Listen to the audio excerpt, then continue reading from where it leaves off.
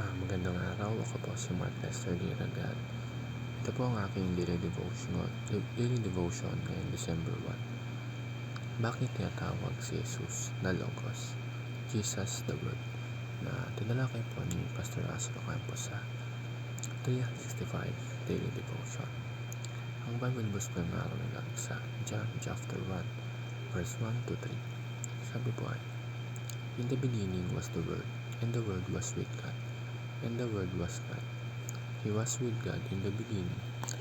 Through Him, all things were made. Without Him, nothing was made that has been made."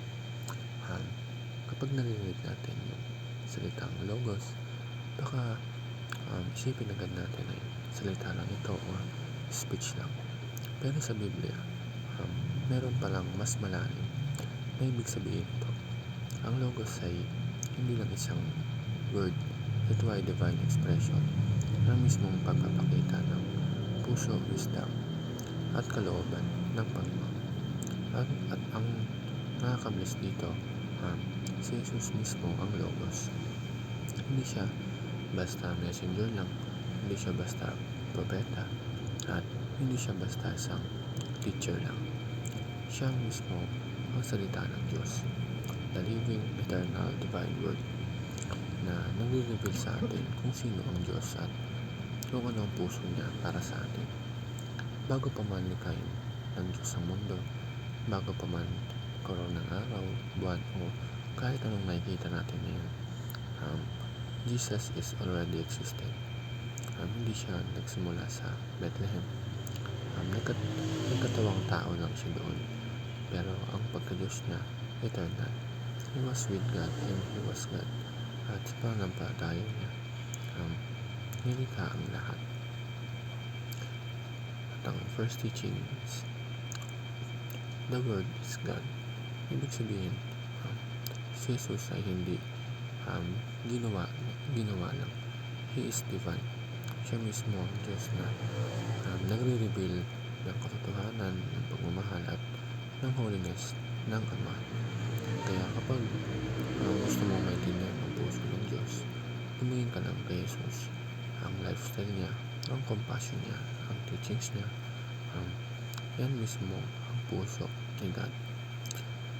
Pangalawa, the Word is the agent of creation. Through Him, all things were made.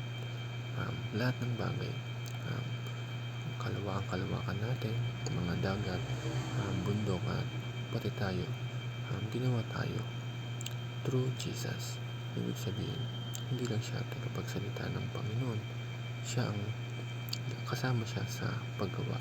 He speaks life, He brings order, He creates purpose. Kaya kung feeling mo na minsan wala kang silbi o walang nangyayari sa buhay mo, tandaan natin na you were created through Jesus with intention and purpose. Panghuli, the Word became flesh. Ito yung sa pinakamalalim na truth sa buong Bible, yung eternal Logos, yung Diyos na lumikha ng lahat, yung Word na walang beginning at walang ending. Nagkatawang tao, nagpakumbaba at naglakad kasama ng mga tao. Narinig ang iyak ng mga tao, nakita niya paano naghirap ng mga tao at naramdaman niya ang sakit ng tao. Bakit? Para i-reveal sa atin kung gano'n niya tayo kamahal at para magbigay ng way of redemption. Hindi siya nanatili sa langit, pagkus ay siya ay bumaba. At doon natin nakita na ang Diyos ay hindi malayo, hindi siya mayabang, hindi siya unreachable. He is Emmanuel, God with us.